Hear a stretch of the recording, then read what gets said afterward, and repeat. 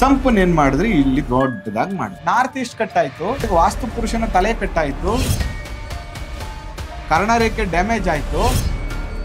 ಮನೆಗೆ ಬರ್ಬೇಕಾಗಿರುವಂತ ಸಂಪೂರ್ಣವಾದ ಪಾಸಿಟಿವಿಟಿಯನ್ನು ನೀವು ಕಟ್ ಮಾಡ್ಕೊಂಡು ಅಂತ.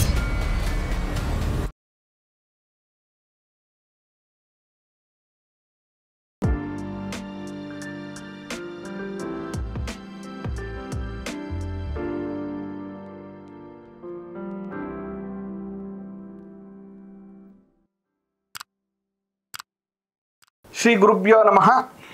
ಮಾಯಕಾರ ಪ್ರಭುವೇ ನಮಃ. ಗಣೇಶ ದೇವಿ ವಾಗ್ದೇವಿ ಮಮ ವಾಕ್ಯ ಸಿದ್ಧಿ ಕುರು ಸ್ವಹ.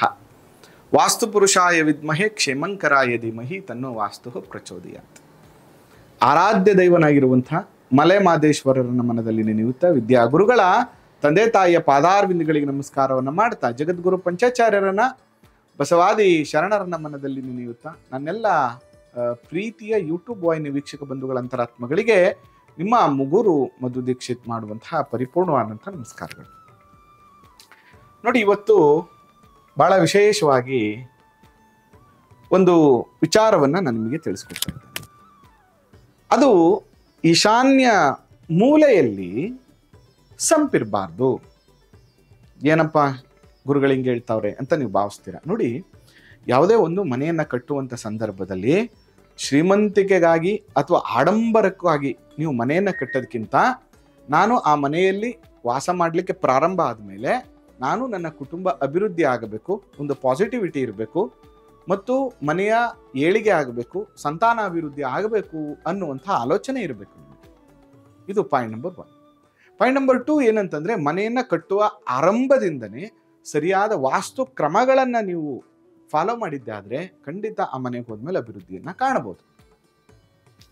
ನೋಡಿ, ಯಾಕೆ ಈಶಾನ್ಯ ಮೂಲೆಯಲ್ಲಿ ನಾವು ಸಂಪನ್ನ ಮಾಡಬಾರ್ದು ಅಂತಂದ್ರೆ, ನೋಡಿ ಇದನ್ನ ನಾವು ಶಿವತತ್ವ, ಇದನ್ನ ಶಕ್ತಿ ಕ್ಷೇತ್ರ ಅಂತ ಕರಿತೀವಿ.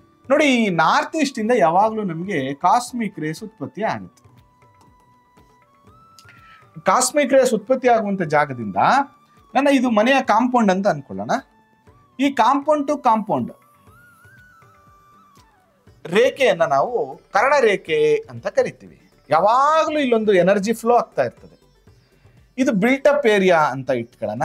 ಈ ಬಿಲ್ಟಪ್ ಏರಿಯಾದಿಂದ ಕೂಡ ಈಶಾನ್ಯದಿಂದ ನೈಋತ್ಯದವರೆಗೂ ಒಂದು ಲೈನ್ ಕರ್ಣರೇಖೆ ಅಂತ ಕರಿತೀವಿ. ಈ ಕರ್ಣರೇಖೆಯ ಮೇಲೆ ಸಂಪನ್ನ ಮಾಡಬಾರ್ದು. ಯಾವಾಗ ಈ ಕರ್ಣರೇಖೆ ಮೇಲೆ ನಾವು ಸಂಪನ್ನ ಮಾಡ್ತೀವೋ, ಈ ಕರ್ಣರೇಖೆ ಡ್ಯಾಮೇಜ್ ಆಯ್ತು, ಆಗ ಇಲ್ಲಿ ಬರುವಂತ ಕಾಸ್ಮಿಕ್ ರೇಸಿನ ಉತ್ಪತ್ತಿ ಮನೆ ಒಳಗಡೆ ಏನ್ ಬರ್ಬೇಕಾಗತ್ತಲ್ಲ ಅದು ಡ್ಯಾಮೇಜ್ ಆಯ್ತು. ಆಗ ಏನಾಗುತ್ತೆ, ಮನೆ ಅಭಿವೃದ್ಧಿ ಕಾಣಲಿಕ್ಕೆ ಸಾಧ್ಯವಿಲ್ಲ. ನಾರ್ತ್ ಈಸ್ಟ್ ಕಾರ್ನರ್ಗೆ ಗುರು ಅಧಿಪತಿ, ಕೇತು ಅಧಿಪತಿ, ಅದ್ರ ಜೊತೆಗೆ ಅತಿ ಹೆಚ್ಚು ಎನರ್ಜಿ ಬರುವಂತಹ ಜಾಗ. ಯಾವಾಗ ಈ ರೀತಿ ಮಾಡ್ಬಿಡ್ತೀವೋ ಸಮಸ್ಯೆಗಳು ಜಾಸ್ತಿ ಆಗುತ್ತೆ. ನೋಡಿ, ನಾವು ಇನ್ನೊಂದು ತಪ್ಪೇನ್ ಮಾಡ್ಬಿಡ್ತೀವಿ, ಈ ಮನೆ ಇದೆಯಲ್ಲ, ಈ ಮನೆಯನ್ನ ಕಟ್ ಮಾಡಿದ್ರಿ, ಈ ತರ ಕಟ್ ಮಾಡ್ಬಿಟ್ಟು ಕಾರ್ ಪಾರ್ಕಿಂಗ್ ಮಾಡ್ಕೊಂಡ್ರಿ, ಇಲ್ಲೊಂದು ಗೇಟ್ ಇಟ್ಬಿಟ್ಟು ಕಾರ್ ಪಾರ್ಕಿಂಗ್ ಮಾಡ್ಕೊಂಡು ಇಲ್ಲೊಂದು ಡೋರ್ ಇಟ್ಕೊಂಡ್ರಿ. ನೀವು ಸಂಪನ್ ಏನ್ ಮಾಡಿದ್ರಿ ಇಲ್ಲಿ ದೊಡ್ಡದಾಗಿ ಮಾಡ್ಬಿಟ್ರಿ. ನೋಡಿ, ಐಮೂಲೆ ಆಗೋಯ್ತು ಈ ಮನೆ. ಇಲ್ಲೊಂದು ಕಾರ್ನರ್ ಇದೆ, ಇಲ್ಲೊಂದು ಕಾರ್ನರ್ ಇದೆ, ಇಲ್ಲೊಂದು ಕಾರ್ನರ್ ಇದೆ. ಈ ಕಾರ್ನರ್ ಮಿಸ್ ಆಯ್ತು, 4th ಕಾರ್ನರ್ ಮಿಸ್ ಆಯ್ತು. ಅಂದ್ರೆ ನಾರ್ತ್ ಈಸ್ಟ್ ಕಟ್ಟಾಯ್ತು, ಜೊತೆಗೆ ವಾಸ್ತು ಪುರುಷನ ತಲೆ ಕಟ್ಟಾಯ್ತು, ಕರ್ಣರೇಖೆ ಡ್ಯಾಮೇಜ್ ಆಯ್ತು.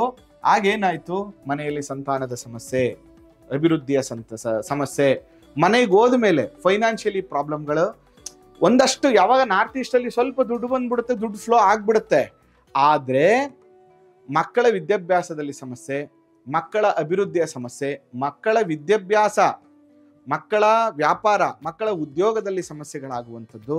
ಆ ಮನೆಗೆ ಹೋದ ಮೇಲೆ ನೋಡಿ, ಯಾವಾಗ ತಲೆ ಇಲ್ಲ ಅಂದ್ರೆ ಸ್ಟ್ರೆಸ್ ಅಂತ ಅರ್ಥ.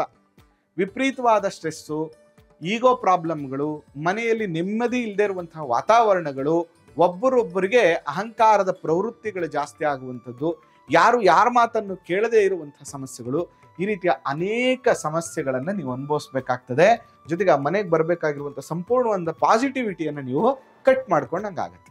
ಈ ಸಂಪನ್ನ ಹೇಗೆ ನಿರ್ಮಾಣ ಮಾಡಬೇಕು? ಮೊದಲು ನೀವು ಈಶಾನ್ಯ ಅಂದ ತಕ್ಷಣನೇ ಈ ಮೂಲೆ ಅಂತ ಅನ್ಕೋಬಾರದು.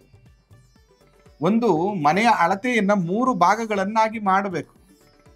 ಆ 3 ಭಾಗಗಳನ್ನಾಗಿ ಮಾಡಿದಾಗ ಎಕ್ಸಾಂಪಲ್ ನೋಡಿ, ಉತ್ತರ ದಕ್ಷಿಣ 30 ಫೀಟ್ ಇದೆ ಅಂತ ಇಟ್ಕೊಳ್ಳೋಣ. ಕೊನೆಯ 10 ಭಾಗ ಪೂರ್ವ ಮತ್ತು ಪೂರ್ವ ಈಶಾನ್ಯ, ಅಂದ್ರೆ ಪೂರ್ವದಿಂದ ಈಶಾನ್ಯ ಅಂತ, ಇದು ಈಶಾನ್ಯ ಅಂತ ಕರಿತೀವಿ. ಮಧ್ಯಭಾಗದಲ್ಲಿರುವಂತಹ 10 ಫೀಟ್ ಏನಿದೆ ಇದು ಈಸ್ಟ್ ಅಂದ್ರೆ ಪೂರ್ವ. ಕೊನೆಯ 10 ಭಾಗ ಏನಿದೆ ಇದು ಆಗ್ನೇಯ.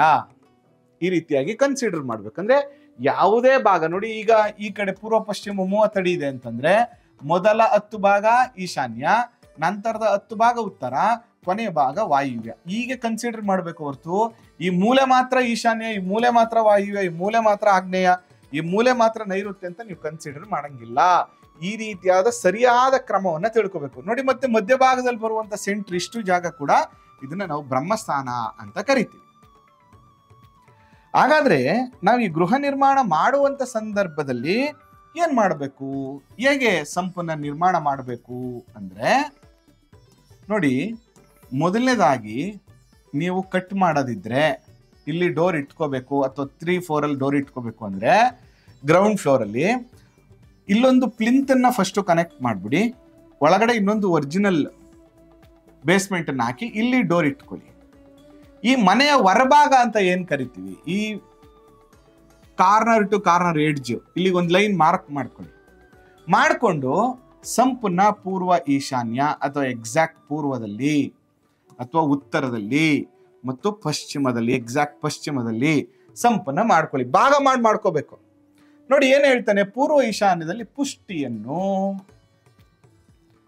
ಪೂರ್ವದಲ್ಲಿ ಸಂಪತ್ತನ್ನು ಸಂಪು ನೀಡುತ್ತದೆ.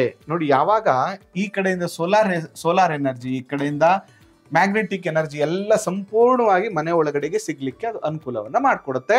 ಕರ್ಣರೇಖೆಯನ್ನು ನಾವು ಕಟ್ ಮಾಡಬಾರ್ದು. ಅದೇ ನೋಡಿ, ಆಗ್ನೇಯದಲ್ಲಿ ಏನಾದ್ರು ಸಂಪಿದ್ರೆ ಸಂತಾನ ನಾಶವನ್ನು, ಮನೆಯ ಹೆಣ್ಣು ಮಕ್ಕಳಿಗೆ ಆರೋಗ್ಯ ಸಮಸ್ಯೆಯನ್ನು ನೀಡ್ತದೆ. ಅದೇ ದಕ್ಷಿಣ ಭಾಗದಲ್ಲಿದ್ರೆ ಕೌಟುಂಬಿಕ ಕಲಹ, ಗಂಡ ಹೆಂಡತಿರಲ್ಲಿ ಸಮಸ್ಯೆಗಳಾಗುವಂಥದ್ದು, ಗಂಡ ಹೆಂಡತಿಯರಲ್ಲಿ ಪ್ರಾಬ್ಲಮ್, ಏನಾದ್ರೂ ಮೇಜರ್ ಹೆಲ್ತ್ ಪ್ರಾಬ್ಲಮ್ಗಳನ್ನ ಕೊಡುವಂಥದ್ದು. ನೈಋತ್ಯದಲ್ಲಿ ಮರಣ ಭೀತಿಯು, ವಾಯುವ್ಯದಲ್ಲಿ ಶತ್ರುಬಾಧೆ, ರೋಗ ಬಾಧೆ, ಶಸ್ತ್ರಬಾಧೆ, ವ್ಯಾಪಾರ ಉದ್ಯೋಗ ನಷ್ಟವನ್ನ ಕೊಡ್ತದೆ. ಉತ್ತರದಲ್ಲಿ ಸೌಖ್ಯವನ್ನು ಕೊಡುತ್ತದೆ. ಅದರಿಂದ ಸಂಪೆಲ್ಲಿ ಇರಬೇಕು, ಉತ್ತರದಲ್ಲಿ ಇರಬೇಕು, ಪೂರ್ವ ಈಶಾನ್ಯ ಅಥವಾ ಉತ್ತರ ಈಶಾನ್ಯದಲ್ಲಿ ಇರಬೇಕು ಅಂದ್ರೆ ಉತ್ತರ ಈಶಾನ್ಯದಲ್ಲಿ ಇರಬೇಕು, ಪೂರ್ವ ಈಶಾನ್ಯದಲ್ಲಿ ಇರಬೇಕು ಅಥವಾ ಪೂರ್ವದಲ್ಲಿ ಇರಬೇಕು. ಆಪ್ಷನಲ್ ಎಕ್ಸಾಕ್ಟ್ ಪಶ್ಚಿಮ ಭಾಗದಲ್ಲಿ ಕೂಡ ನಾವು ಮಾಡ್ಕೋಬಹುದು. ಯಾವುದೇ ಕಾರಣಕ್ಕೂ ಈ ಕರ್ಣರೇಖೆಯನ್ನ ನಾವು ಡ್ಯಾಮೇಜ್ ಮಾಡಬಾರ್ದು. ಈ ರೀತಿಯಾಗಿ ನೀವು ಒಂದು ಗೃಹವನ್ನ ನಿರ್ಮಾಣ ಮಾಡ್ಕೊಂಡಿದ್ದೇ ಆದ್ರೆ ಯಾಕೆ ಒಳ್ಳೇದಾಗಲ್ಲ, 100% ಒಳ್ಳೇದಾಗುತ್ತೆ. ಮತ್ತು ಯಾವಾಗಲೂ ಕೂಡ ಒಂದು ಚೌಕ ಇರ್ಬೇಕು ಸರ್. ಮನೆಯ ಬೇಸ್ಮೆಂಟ್ ಆಯಾ ಅನ್ನೋದೇನು ಹೇಳ್ತೀವಿ, ಒಂದು ಸ್ಕ್ವೈರ್ ಇರ್ಬೇಕು. ಅದು ನೀವು ರೂಮ್ ಅಂತ ತಗೊಳ್ಳಿ, ಇದನ್ನ ತಗೊಳ್ಳಿ, ಎಲ್ಲ ಕೂಡ ಒಂದು ಸ್ಕ್ವೈರ್ ಇರಬೇಕು. ಜೊತೆಗೆ ಇನ್ನೊಂದು ತಪ್ಪೇನ್ ಮಾಡ್ತೀವಿ, ಬ್ರಹ್ಮಸ್ಥಾನ. ಕೆಲವ್ರು ಏನ್ ಮಾಡ್ತಾರೆ, ಡೂಪ್ಲೆಕ್ಸ್ ಮನೆ ಮಾಡ್ಬೇಕು ಅಂತ ಹೇಳ್ಬಿಟ್ಟು ಈ ಬ್ರಹ್ಮಸ್ಥಾನದಲ್ಲಿ ಸಂಪನ್ನ ಮಾಡ್ಬಿಡ್ತಾರೆ. ಮುಗೀತ್ ಕತೆ. ಬ್ರಹ್ಮಸ್ಥಾನದಲ್ಲಿ ಸಂಪು ಮಾಡಿದ್ರೆ ಸಂಪೂರ್ಣವಾಗಿ ಅವ್ರ ಕತೆ ಮುಗೀತು. ಕಿಡ್ನಿ ಪ್ರಾಬ್ಲಮ್ ಬರುತ್ತೆ, ಹೊಟ್ಟೆ ಪ್ರಾಬ್ಲಮ್ ಬರುತ್ತೆ, ಲೈಫ್ ಪ್ರಾಬ್ಲಮ್ಸ್ ಬರುತ್ತೆ. ಫ್ಯೂಚರ್ ಅಲ್ಲಿ ಸಿಕ್ಕಾಬಟ್ಟೆ ತೊಂದರೆಗಳನ್ನ ಅವರು ಅನುಭವಿಸ್ಲಿಕ್ಕೆ ಪ್ರಾರಂಭ ಮಾಡ್ತಾರೆ. ನೋಡಿ ಸರ್, ನಿಮ್ಮ ವ್ಯವಹಾರ ಚೆನ್ನಾಗಿದೆ ಅಥವಾ ಒಂದು ಆಸ್ತಿ ಇದೆ, ಒಂದು ಒಳ್ಳೆ ಬಿಸ್ನೆಸ್ ನ ನೀವು ಸೆಟಪ್ ಮಾಡ್ಬಿಟ್ಟಿದ್ದೀರಾ ಅಂದ್ರೆ ದುಡ್ಡು ಒಂದೇ ಮನುಷ್ಯನಿಗೆ ಇಂಪಾರ್ಟೆಂಟ್ ಆಗಲ್ಲ. ಇದನ್ನ ಅರ್ಥ ಮಾಡ್ಕೊಳ್ಳಿ. ದುಡ್ಡು ಅವಶ್ಯಕತೆ, ಆದ್ರೆ ಅದರ ಜೊತೆ ಸಂಬಂಧಗಳು, ಆರೋಗ್ಯ ಇದೆಲ್ಲವೂ ಸೇರಿದಾಗ ಮಾತ್ರ ಒಂದು ಸಂಪೂರ್ಣವಾದಂತಹ ಜೀವನ ಆಗುತ್ತೆ. ಅದಕ್ಕೋಸ್ಕರ ವಾಸ್ತುವಿನ ವಿಚಾರವಾಗಿ ಗೃಹ ನಿರ್ಮಾಣ ಮಾಡುವಂತ ಸಂದರ್ಭದಲ್ಲಿ ಒಂದಷ್ಟು ಎಚ್ಚರಿಕೆಗಳನ್ನು ತಗೊಂಡು ಸರಿಯಾದ ಕ್ರಮದಲ್ಲಿ ನೀವು ಗೃಹ ನಿರ್ಮಾಣ ಮಾಡಿದ್ದೇ ಆದ್ರೆ ಅತ್ಯಂತ ಶುಭ ಫಲಗಳು ನಿಮಗೆ ಪ್ರಾಪ್ತಿಯಾಗುತ್ತೆ. ಇನ್ನೂ ಕೂಡ ನೀವು ನಮ್ಮ ಚಾನಲ್ನ ಸಬ್ಸ್ಕ್ರೈಬ್ ಆಗಿಲ್ಲ, ಫಾಲೋ ಮಾಡಿಲ್ಲ ಅಂದ್ರೆ ದಯವಿಟ್ಟು ಬೇಗ ಮಾಡಿ. ಇಂಥ ಅನೇಕ ಸರಿಯಾದ ಶಾಸ್ತ್ರಬದ್ಧವಾದ ವಿಚಾರಗಳನ್ನ ಕಾಲಕ್ರಮೇಣದಲ್ಲಿ ಮುಂದಿನ ಸಂಚಿಕೆಗಳಲ್ಲಿ ನಾನು ತಿಳಿಸ್ತಾ ಹೋಗ್ತೇನೆ. ಅದರ ಜೊತೆಗೆ ಈ ಸಂಚಿಕೆ ಕೂಡ ನಿಮ್ಗೆ ಇಷ್ಟ ಆಗಿದೆ ಅಂತ ನಾನು ಭಾವಿಸ್ತೇನೆ. ಜೊತೆಗೆ ವಾಸ್ತು ವಿಚಾರವಾಗಿ ಹೆಚ್ಚಿನ ಮಾಹಿತಿ ತಿಳ್ಕೋಬೇಕು, ಭೇಟಿ ಮಾಡಬೇಕು, ಕರೆಕ್ಷನ್ ಮಾಡಬೇಕು ಅಂದ್ರೆ ಖಂಡಿತ ಭೇಟಿ ಮಾಡಿ. ಆ ಮಲೆಮಹದೇಶ್ವರರ ಅನುಗ್ರಹ ಸದಾ ನಿಮ್ಮ ಮೇಲಿರಲಿ. ನಮಸ್ಕಾರ.